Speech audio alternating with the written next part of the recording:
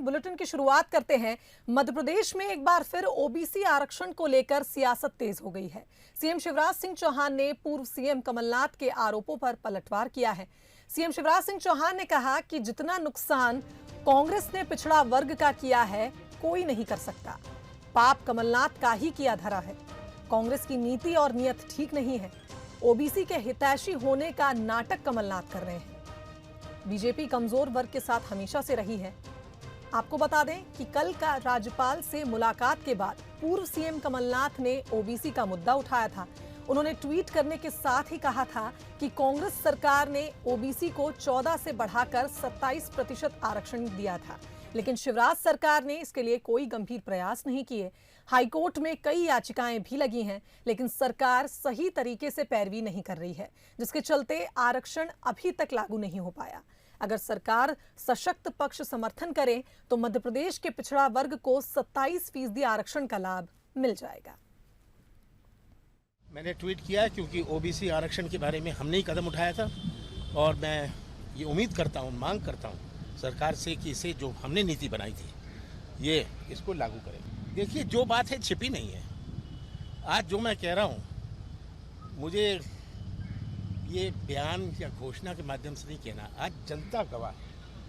आज जनता गवाह है अपना प्रदेश कहाँ है और कहाँ जा रहा है। जितना नुकसान कांग्रेस ने अनुसूचित जाति, जनजाति या पिछड़ा वर्ग हो उनका किया है, कोई कर ही नहीं सकता।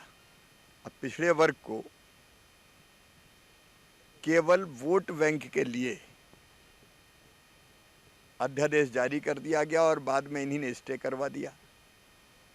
इन्हीं के रहते हुए स्टे हुआ कोर्ट में। पिछड़े वर्ग की चिंता थी तो ढंग से वर्कआउट करना था। वो जानते थे कि इसमें कुछ नहीं होना है और उन्हीं की सरकार में स्टे मिला कोर्ट में। अब पिछड़े वर्ग के हितैषी होने का नाटक कर रहे हैं। भारतीय जनता पार्टी हमेशा कमजोर वर्गों के साथ रही है। खुद के लोगों को कोर्ट में भेज के स्टे दिलवा देना, और वो जानते थे कि जिस ढंग से उन्होंने किया है उससे आरक्षण मिलना ही नहीं है। तो ये सब पाप तो उनका किया धरा है। नियत भी ठीक नहीं थी, नीति तो ठीक है ही नहीं। भारतीय जनता पार्टी पिछड़े वर्ग सहित सब वर्ग के कल्याणों के लिए कटिबद्ध है। तो इस खबर पर हमारे साथ दो राजनीतिक मेहमान जुड़ गए हैं। आपको बता दें, बीजेपी प्रवक्ता कृष्ण गोपाल पाठक हमारे साथ इस खबर पर जुड़ गए हैं। वहीं कांग्रेस प्रवक्ता स्वदेश शर्मा हमारे साथ इस खबर पर जुड़ गए हैं। आप दोनों ही मेहमानों का बहुत स्वागत है बंसल न्यूज पर। जी धन्यवाद। नमस्कार। स्वदेश शर्मा जी, आपसे सवाल करना चाहूंगी कि अगर ओबीसी के आरक्षण की बात की जाए, लगातार इस पे सियासत कल से देखने को मिल रही है। जब से पीसीसी चीफ ने ये बात कही कि ओबीसी आरक्षण कमलनाथ सरकार ने, कांग्रेस सरकार ने बढ़ा दिया था, 27% कर दिया था, लेकिन शिवराज सरकार ने इसको गंभीरता से नहीं लिया। लेकिन आज सीएम शिवराज सिंह चौहान ने ये बात कही है कि अध्यादेश हुआ था, लेकिन इस पर स्टे भी कमलनाथ सरकार ने ही लगवाया। देखिए शिवांगी जी, बिल्कुल सोचने की बात है। 2003 के पहले जब कांग्रेस की सरकार थी, तत्कालीन मुख्यमंत्री माननीय दिग्विजय सिंह जी ने इसको लेकर आए थे और बढ़ाया था आरक्षण, लेकिन भारतीय जनता पार्टी के लोगों ने इसका विरोध करते हुए कोर्ट में ले गए। उसके बाद हमारी सरकार पलट गई, पर भाजपा ने ठीक से पक्ष कोर्ट में नहीं रखा और वो टाइम फिश हो गया। उसके बाद जब हमारी सरकार आई, माननीय कमलनाथ जी ने उस पर संज्ञान में लिया और उसको दोबारा लागू किए जाने की व्यवस्था की। बावजूद इसके हुआ क्या कि माननीय मुख्यमंत्री शिवराज सिंह जी चौहान ने चलती हुई सरकार की पीठ में छुरा भोंक करके, खरीद फरोख्त करके पिछड़ा वर्ग सहित प्रदेश की जनता की पीठ पर छुरा भोंका और सरकार पलट गई। आज इनको चाहिए कि कोर्ट में दोबारा ये पहुंच गया है तो इसका ठीक से पक्ष रखे मजबूती से। नहीं स्वदेश शर्मा जी, आप कह रहे हैं कि जब सरकार गिरी है उसके कारण ये हुआ है, लेकिन कल जब पीसीसी चीफ ने अपना बयान दिया था तो उन्होंने साफ ये कहा था कि उन्होंने लागू करवाया, लेकिन शिवराज सरकार ने लागू नहीं होने दिया। जी यही तो रोना है सबसे बड़ा। आज दोबारा फिर कोई कोर्ट में ले जाने की स्थिति बन चुकी थी। ये करने का काम किया माननीय शिवराज सिंह जी चौहान ने। जब ये 2003 के पहले ही हम लागू कर चुके थे, तो इनको कोर्ट में नहीं जाना चाहिए था। ठीक है, हमारी सरकार पलट गई तो इनको दोबारा लागू करना चाहिए था, उसका मजबूती से पक्ष कोर्ट में रखना चाहिए था। जब इनको पता होना चाहिए 50% से अधिक जब हमारे ओबीसी भाइयों बहन रहते हैं जिस प्रदेश में, वहाँ आरक्षण बढ़ाए जाना नितांत आवश्यक है। ऐसी व्यवस्था संविधान में है, उस संविधान के तहत हमने 27% आरक्षण किए जाने के हम पक्षधर रहे हैं और इसीलिए माननीय कमलनाथ जी ने इसको बढ़ाया था। और आज ये गोल मटोल करके भाषणबाजी कर रहे हैं माननीय मुख्यमंत्री महोदय। अगर ये चाहें तो आज भी आरक्षण मिल सकता है और पिछले वर्ग के भाइयों बहनों को इसका लाभ मिलेगा। चलिए ठीक है, कृष्ण गोपाल जी, आपने स्वदेश शर्मा जी की बात सुनी, क्या कहना चाहेंगे? देखिए, पिछड़ा वर्ग आरक्षण को लेकर कमलनाथ जी ने जो आरोप भारतीय जनता पार्टी सरकार पर लगाए हैं वह उल्टा चोर कोतवाल को डांटने जैसा ही है। तत्कालीन कांग्रेस सरकार और उसके मुखिया कमलनाथ जी ने हाईकोर्ट में पिछड़ा वर्ग के लिए आरक्षण 14 से बढ़ा 22% किए जाने के खिलाफ लगाई गई याचिका के संबंध में घोर लापरवाही और उदासीनता दिखाई है।